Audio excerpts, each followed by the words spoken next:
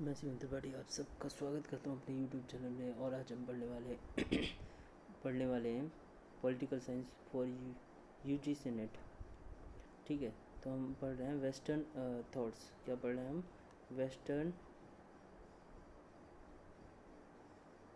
Western thoughts.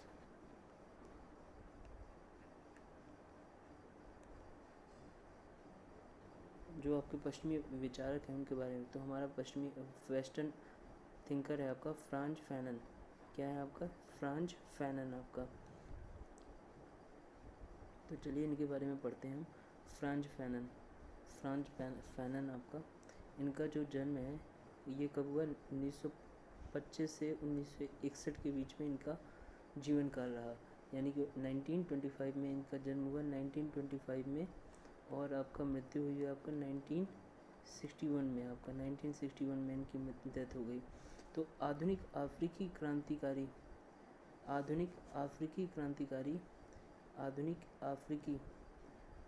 क्रांतिकारी ठीक है। और समाज दार्शनिक फ्रांज मूलतः मनोरोग वैज्ञानिक थे। क्या थे? मनोरोग वैज्ञानिक थे आपका। मनोरोग वैज्ञानिक थे आपका। 1956 से 1965। ठीक है, 1956 से 1965 आपका। 1956 से 1965 की अल्जीरियाई क्रांति में विद्रोहियों का साथ दिया। और बाद में अल्जीरियाई मुक्ति आंदोलन के लिए क्या किया? कार्य भी किया।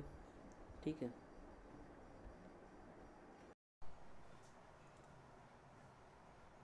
अल्जीरिया के स्वतंत्रता संग्राम में सशस्त्र क्रांति का क्या किया? खुला समर्थन किया। सशस्त्र क्रांति का खुला समर्थन किया इन्होंने। ठीक है। फ्रांज फैनन को इब्राहिम फ्रांज फैनन के नाम से भी क्या जाता है? जाना जाता है। इनका जन्म जो है मार्टिनिक द्वीप, किस द्वीप में? मार्टिनिक द्वीप, जो फ्रांस में है आपका। मार्टिनिक द्वीप आपका कहाँ पर है? आपका फ्रांस में है आपका। मार्टिनिक द्वीप जो आपका फ्रांस में है, वहाँ पर हुआ था। इन्होंने लियोन विश्वविद्यालय से शिक्षा प्राप्त की। किस विश्वविद्यालय से? आपका लियोन विश्वविद्यालय आपका, लियोन। ठीक है, लियोन विश्वविद्यालय से इन्होंने एजुकेशन इनकी कंप्लीट हुई। ठीक है। फिर आपका 36 वर्ष की अवस्था में, 36 वर्ष की उम्र में आपका मेरीलैंड अमेरिका में इनकी मृत्यु हो गई। किस? मेरीलैंड में। कहाँ पर? मेरीलैंड में आपका, अमेरिका में इनकी मृत्यु हो गई। ठीक है, मेरीलैंड अमेरिका में इनकी मृत्यु हो गई। उपनिवेशवाद, विदेशी शासन, सांस्कृतिक साम्राज्यवाद। क्या नाम है? उपनिवेशवाद, विदेशी शासन, सांस्कृतिक साम्राज्यवाद और जातीय पूर्वाग्रह का विरोध किया है इन्होंने। ठीक है। उपनिवेशवाद आपका, उपनिवेशवाद, विदेशी शासन आपका, विदेशी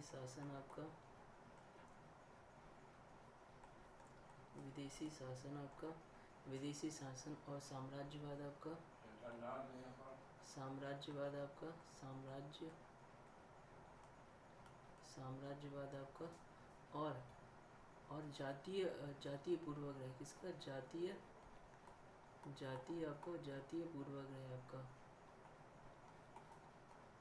जातीय पूर्वाग्रह का इन्होंने ये सब का क्या किया? विरोध किया। इन सब का क्या किया? इन्होंने विरोध किया आपका।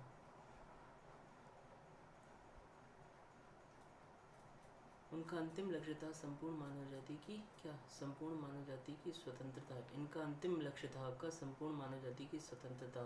आपका Frantz Fanon, Karl Marx, GWF Hegel, John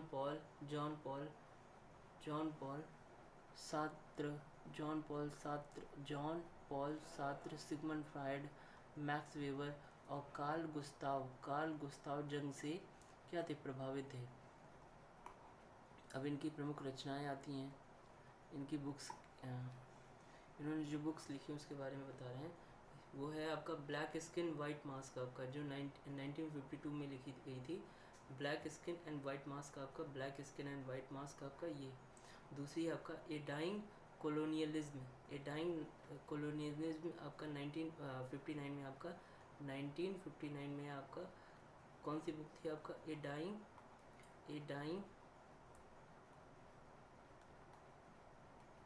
dying colonialism आपका,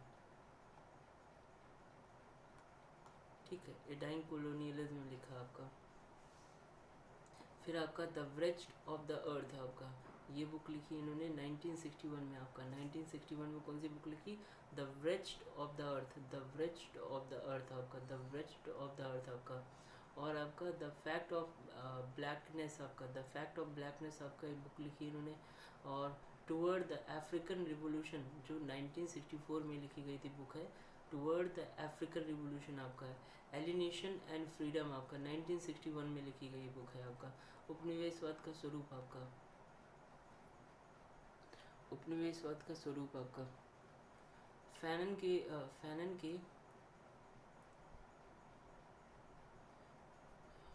1 मिनट,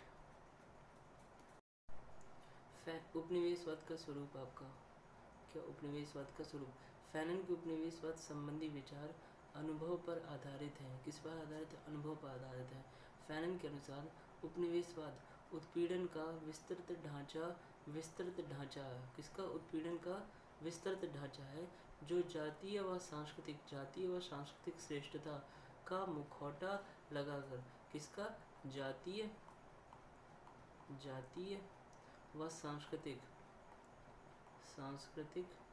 जाति व सांस्कृतिक का क्या लगाकर, मुखौटा लगाकर पूंजीवाद के आर्थिक स्वार्थों की पूर्ति करता है। पूंजीवाद के आर्थिक स्वार्थों की क्या करता है, पूर्ति करता है आपका। श्वेत जातियां विदेशी भूमि व संसाधन का भरपूर क्या करती हैं, शोषण करती हैं। श्वेत जातियां जो होती हैं आपका, वो विदेशी भूमि व संसाधन का क्या करती हैं, भरपूर शोषण करती हैं। अपनी पुस्तक black skin and white mask, जो आपका 1952 में लिखी गई थी, में फैनन ने कहा उपनिवेशवाद के अंतर्गत श्वेत व अश्वेत जातियां निरंतर तनाव में रहती हैं। कौन कौन सी जाति हैं आपका, श्वेत जाति, और अब वर्सेस होता है अश्वेत जाति आपका, श्वेत जाति व अश्वेत जाति निरंतर तनाव में रहती है, ठीक है। अपने आप को संपूर्ण सभ्यता सांस्कृतिक कानून, शिक्षा तथा कला कौशल के प्रवर्तक बनाकर अश्वेत लोगों पर हीनता का कलंक लगा देते हैं। कौन, जो श्वेत व्यक्ति अपने आप को संपूर्ण सभ्यता यानी संपूर्ण सभ्यता, संस्कृति, कानून, शिक्षा, कला कौशल के प्रवर्तक बनाकर अश्वेत लोगों पर हीनता का कलंक लगा देते हैं। इसके लिए श्वेत जातियों के भार का सिद्धांत यानी व्हाइट मैन बर्डनशिप थ्योरी दिया गया। कौन सी थ्योरी, व्हाइट मैन बर्डनशिप थ्योरी आपका दिया गया, व्हाइट मैन बर्डनशिप थ्योरी दिया जाता है। इसके विरोध में अश्वेत जातियों द्वारा अश्वेत जाति के गौरव का सिद्धांत दिया जाता है, जिसके अनुसार अश्वेत जातियों की सांस्कृतिक परंपरा क्या है, महान है। अश्वेत जाति की सांस्कृतिक परंपरा महान है और गौरव का विषय है आपका, गौरव का विषय है। फैनन के अनुसार श्वेत जाति के भार का सिद्धांत सिर्फ कल्पना है, क्या है, कल्पना है आपका। वैसे ही अश्वेत जाति के गौरव का सिद्धांत भी क्या है, निराधार है। अश्वेत जातियों का एक ही अधिकार है कि वह श्वेत जाति से मानवीय व्यवहार की मांग करते रहें। उसका एक ही कर्तव्य है कि वह अपनी स्वतंत्रता का कभी भी क्या ना करें, त्याग ना करें कभी भी, ठीक है। तो यहाँ पर राष्ट्रीय मुक्ति आंदोलन आपका, राष्ट्रीय मुक्ति आंदोलन आपका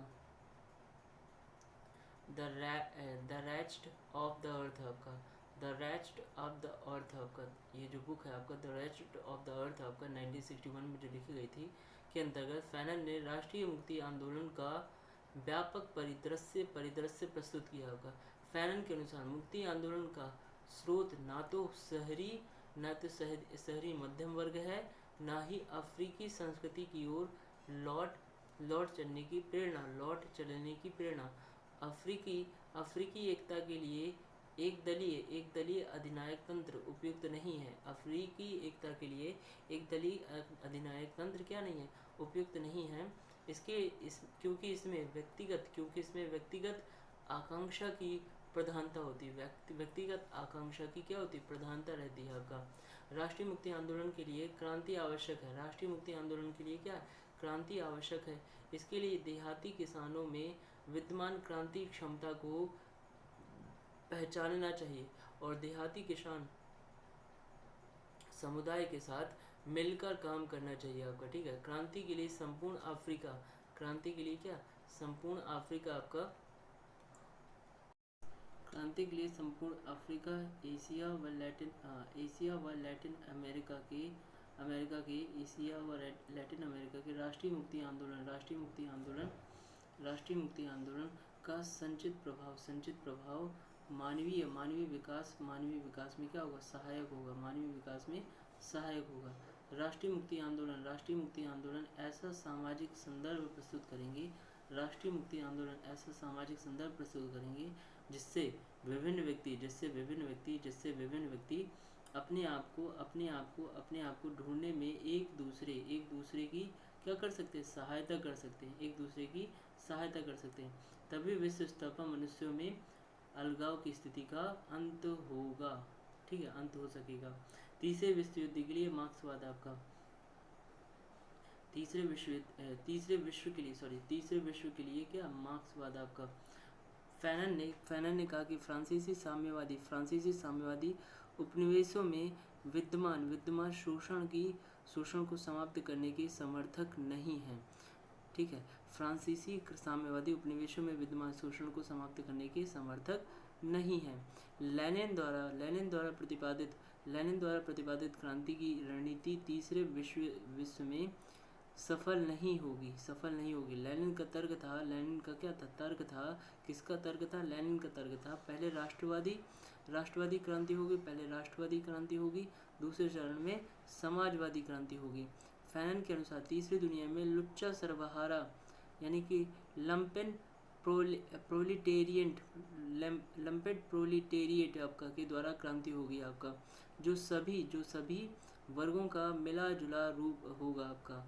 फैनन ने लुच्चा सर्वहारा को मार्क्स की भांति नहीं माना, किसकी भांति, मार्क्स की भांति नहीं माना। मार्क्स ने लुच्चा सर्वहारा में जेब कतरों भगोड़े सैनिकों, कबाड़ी एवं भिखारियों को शामिल किया। फैनन के अनुसार किसानों, शहरी गरीबों एवं लुच्चा सर्वहारा के मध्य, किसके मध्य, लुच्चा सर्वहारा के मध्य गठबंधन द्वारा क्रांति होगी।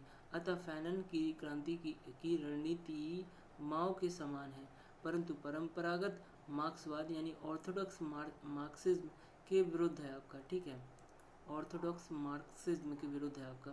फैनन के प्रभाव आपका, फैनन अस्तित्ववादी विचारक पॉल सार्त्र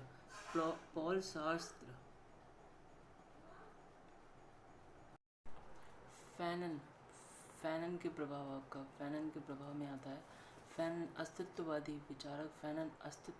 विचारक पॉल सार्त्र से प्रभावित था, जिसने फैनन की प्रसिद्ध रचना द वृक्ष ऑफ द अर्थ 1961 का आमुख लिखा था। किसने, द वृक्ष ऑफ द अर्थ, द वृक्ष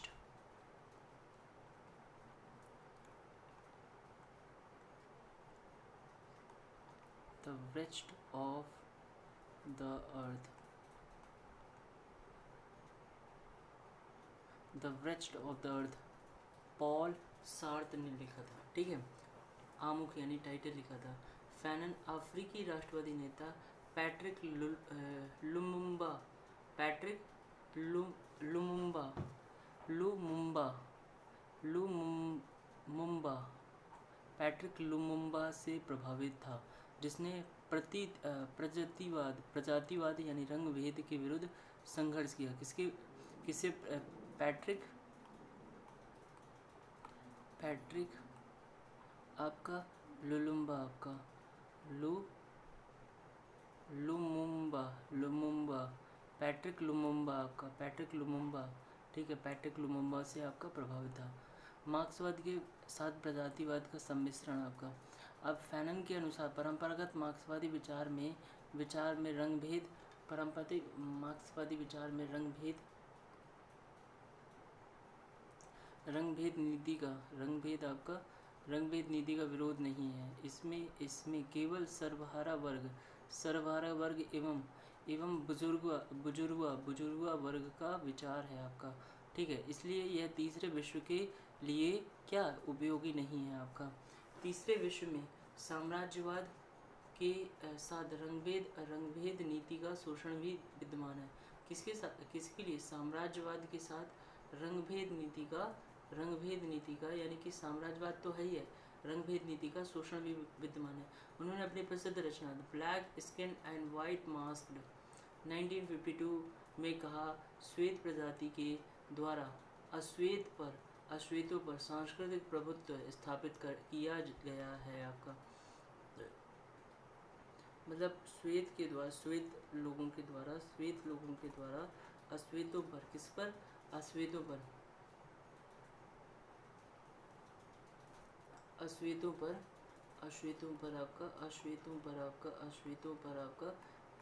पर आपका सांस्कृतिक प्रभुत्व आपका, सांस्कृतिक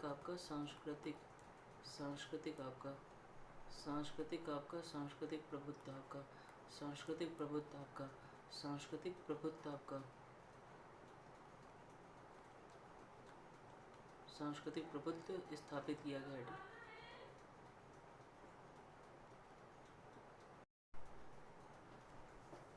श्वेत प्रजाति के द्वारा अश्वेतों पर, ठीक है, किया गया आपका।